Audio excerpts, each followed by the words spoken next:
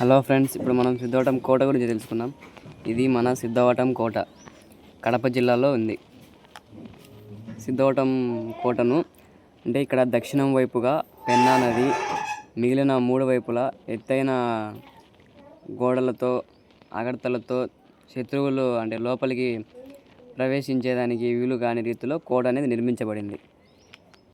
చూడండి ఫ్రెండ్స్, ఇప్పుడు మనం అయితే లోపలికి అయితే వెళ్తున్నాం. ఇది కోటలో ఎంట్రీ స్థానం. అయితే లోపలికి అయితే వెళ్తున్నాం. ఈ కోటను ఇప్పుడు అంటే పూర్వకాలం కాకుండా ఇప్పుడు మళ్ళీ కొత్తగా అయితే కట్టడానికి ట్రై చేస్తున్నారు. అందుకని ఆ రాళ్ళు అన్నీ తెచ్చుకున్నారు.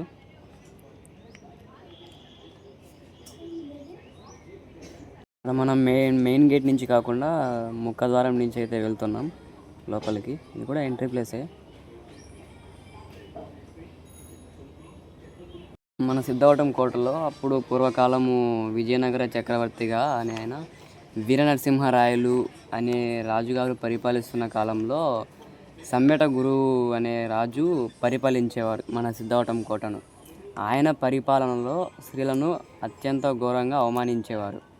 ఆ విషయము మన వీరనరసింహరాయలు అనే ఆయనకు తెలిసి అంటే కొంతమంది కూచిపూడి భాగవతుల ప్రదర్శన ద్వారా ఆయనకు తెలియడంతో ఈయనకు అంటే మన సంబెట గురువు గారికి మరణశిక్ష విధిస్తూ కొంతమంది సైన్యాన్ని మన సిద్ధవటం కోటకు పంపించారు. చూడండి ఫ్రెండ్స్, సిద్ధవటం కోట ఎంత అద్భుతంగా ఉందో చూస్తున్నారు కదా. పూర్వకాలం కట్టోళ్ళు కదా, ఎంతకైనా అద్భుతంగానే ఉంటాయి. ఈ కాలం ఇట్టాడి కట్టోళ్ళు కడతారో లేదో కూడా నాకైతే తెలియదు. ఇప్పుడు మనం ఇదిగోండి ఫ్రెండ్స్, ఇక్కడే అంటే శత్రువులు యుద్ధానికి ఇట్లా వచ్చినప్పుడు ఇక్కడ బాణాలు అనేవి నిర్మించుకొని ఇక్కడ నుంచి సీక్రెట్గా బాణాలు అనేది వేయడం జరుగుతుంది. ఇక్కడే ఈ గూట్లో ఇప్పుడు అందరూ కొత్తగా పేర్లన్నీ రాసుకున్నారు కదా, అదో అక్కడ కింద నుంచి కూడా వేస్తారు. ఇక్కడే శత్రువులు వస్తున్నారా లేదా అని సీక్రెట్గా చూస్తుంటారు. చూస్తే మనం బయట బస్ స్టాండే కనపడుతుంది. సేమ్ ఇక్కడ కూడా ఎక్కువ మంది ఉంటే ఏదో ఇక్కడ నుంచి చూస్తుంటారు. బయట మనకు బస్ స్టాండ్ కనపడుతుంది ఇక్కడ నుంచి చూస్తే. ఈ ప్లేస్ అంటే ఇక్కడ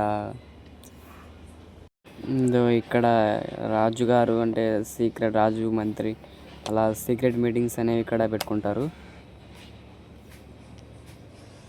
ఇక్కడ నుంచి మనం బయటికి వెళ్తే కనుక ప్రతి దిక్కున కూడా ఇక్కడ శత్రువులు అనేవి వస్తుండగా ఎలా తెలుసుకోవాలా వారిని అనే దానికి ఇక్కడ బాగా ఉంటుంది. ఇక్కడే మెయిన్ అంతా అంటే ప్రతి దిక్కు నుంచి శత్రువులు వస్తున్నారా లేదా అని తెలుసుకునే దానికి ఇక్కడ ఉంది. అందుకోసమనే ఆ హోల్స్ అనేవి ఇక్కడ ఉన్నాయి. అంటే ఇక్కడ వీర నరసింహరాయలు సమ్మెట గురు రాజును చంపడంతో ఆయన శ్రీకృష్ణదేవరాయలు అల్లుడు వరదరాజు ఈ కోటను పరిపాలించేవాడు. అంతకుముందు ఈ కోటను ఉదయగిరి రాజ్యంలో ఆ రాజు దగ్గర ఉండేది. రెండో వచ్చేసి వెంకటపతి రాయలు మట్లి ఎల్లయ్య రాజు యుద్ధంలో అంటే సహకరించాడు. అందుకు గుర్తుగా ఎల్లయ్య రాజుకు యుద్ధంలో బహుమతిగా ఈ కోటను ఇచ్చారు, సిద్ధవటాన్ని. మరి కొన్ని ప్రాంతాలకు అంటే చుట్టుపక్కల ఉండే ప్రాంతాలు కూడా కొన్ని ఆయనకు ఎల్లయ్య రాజుకు అనే అప్పగించారు. చుట్టుపక్కల అంటే మన కమ్మపాలెం, జంగాలపల్లె ఆ విధంగా వస్తాయి. ఇట్లా మనం కిందికి అయితే వెళ్దాం. పైన అంతా మొత్తం కవర్ చేసినాం. మనం ఇట్లా కిందికి వెళ్దాం. ఇక్కడే పార్క్ ఉంటుంది. చూడండి, పార్క్ బాగానే ఉంది. పార్కు ఇక్కడ కొంచెం ముందుకు వెళ్తే అదో అక్కడ మనం అంటే ఈ రాజులు అందరూ కలిసి అంటే మనం అసెంబ్లీ లాగా లేకంటే ప్రేయర్ లాగా వీళ్ళందరూ కలిసి మాట్లాడుకునేదానికి ఇక్కడ వచ్చి మాట్లాడుకుంటారు. చూస్తున్నాం మనం ఇక్కడ రాజు అంటే సైన్యాధిపతులు, మంత్రులు ఇక్కడే వచ్చి అందరూ మాట్లాడుకుంటారు. అదో ఆ గూళ్ళల్లో ఉండి కొంతమంది సైన్యాధిపతులు అనేవారు ఉంటారు. అక్కడ 3 స్టెప్స్ అనేవి ఉన్నాయి కదా, ఆ స్టెప్స్ మీద కూర్చొని ఒకరు మాట్లాడుతుంటే ఇంకొకరు ఆ పక్కన గూడులో రాజు ఉంటారు, ఇంకా మిగతా గుళ్ళలో సైన్యాధిపతులు అనేవారు ఉంటారు. ఇక కొంచెం మనం ముందుకు వెళ్తే కనుక అదో అక్కడ అంటే పూర్వకాలంలో ఇది రాజులు స్నానం చేసేదానికోసమని ఇక్కడ అంటే నీరు అనేది వసతి కోసం ఇక్కడ ఏర్పాటు అనేది చేసుకున్నారు. అక్కడే వారు స్నానం చేస్తూ ఉంటారు. కొంచెం మనం ముందుకు వెళ్తే కనుక ఇక్కడ అంటే గొప్ప గొప్ప రాజులు అంటే సైన్యాధిపతులు అందరినీ ఏం కాదు, ఇక్కడ గొప్ప గొప్ప రాజులు అంటే వీరమరణం చెందినవారు ఇక్కడ కోటలో సంబంధించినంత వరకు అయితే వాళ్ళ మరణం తర్వాత వాళ్ళ శవాలను ఇక్కడ పూడ్చిపెట్టడం అనేది అయితే జరుగుతుంది. ఇందో ఇక్కడ అంటే మరి అందరినీ ఏం కాదు, అంటే గొప్ప గొప్ప కోటకు సంబంధించినంత వరకు గొప్ప గొప్ప రాజులను అయితే ఇక్కడ పూడ్చిపెట్టడం అనేది అయితే జరిగింది. నాకు తెలిసి ఒక 10 మంది దాకా ఉంటారు అనుకుంటా. ఇంకొంచెం మనం ముందుకు వెళ్తే కనుక అలాగే మొత్తం అన్నిటిని దాటుకొని వచ్చేస్తాం. కొంచెం మనం ముందుకు వెళ్తే కనుక ఇక్కడ ఇందాక మనం దక్షిణ దిక్కు శత్రువుల గురించి మాట్లాడుకున్నాం. ఇప్పుడు మనం తూర్పు దిక్కున శత్రువులు అంటే ఏ విధంగా వస్తారు అంటే అక్కడ ఉన్నటువంటి ప్లాన్స్ని అయితే చూద్దాం. మనం ఇట్లా పైకి వెళ్దాం, ఇట్లా ఈ పక్క ఇటు సైడ్ లెఫ్ట్ సైడ్ అనే మెట్లు ఉన్నాయి కదా, లెఫ్ట్ సైడ్ పైకి అయితే వెళ్దాం. ఇలా పైకి అయితే వెళ్దాం. ఇందులో ఫ్రెండ్స్ ఇదే ఇక్కడ తూర్పు దిక్కున చూస్తున్నాం మనం. ఇప్పుడు దక్షిణ దిక్కున అంటే ఏ విధంగా అంటే చూసాం కదా, ఇక్కడ కోటలో ప్రతి దిక్కున ప్రతి తూర్పు దిక్కున దక్షిణ దిక్కున ప్రతి దిక్కున శత్రువులు రాకుండా శత్రువులు వచ్చేందుకు జాగ్రత్తగా ఇక్కడ మనం చూస్తున్నాం. ఇలా నుంచి కిందికి వెళ్తే కనుక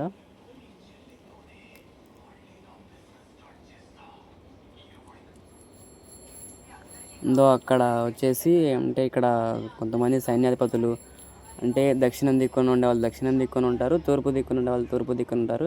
వాళ్ళు అక్కడే నిద్రించి అంటే అక్కడనే వాళ్ళు నిద్రపోయేదానికి అయితే ఆ స్థలమైన మనం చూస్తున్నాం. అక్కడే వాళ్ళు సేద తీర్చుకునేది.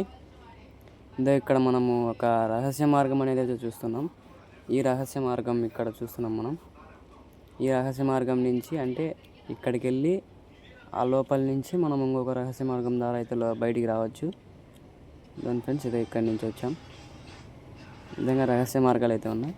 ఇంకొక రహస్య మార్గం ఉంది, అలా మనం ముందుకు వెళ్తే ఇంకొక రహస్య మార్గం అయితే మనం చూస్తాం. మనం కొంచెం ముందుకు వెళ్తే కనుక ఇక్కడ ఒక సీక్రెట్ ప్లేస్ అనేది ఉంది కోటలో. ఆ సీక్రెట్ ప్లేస్లోకి అయితే ఇప్పుడు మనం వెళ్తున్నాం. ఇక్కడే దూరం నుంచి టెలిస్కోప్ పెట్టి అయితే చూస్తారు ఇక్కడ. అక్కడి నుంచి మొత్తం మనకు ఇటు సైడ్ బయట అనేది మొత్తం బయటికి కనపడుతుంది. మనం ఆ బయటికి వెళ్ళి కూడా చూపిస్తాము. అక్కడ ఎవరు రాసినారో కానీ వాళ్ళు తెలుగు వాళ్ళు హిందీ వాళ్ళు అయితే మనకు తెలీదు, అది ఏ భాష కూడా మనకు తెలీదు. అక్కడ వాళ్ళు భాష రాసినారు, ఆ భాష అనేది ఇప్పుడు మనం చూపిస్తాం. మీకు తెలిస్తే ఆ భాష ఏందో చెప్పండి, మాకైతే తెలియదు.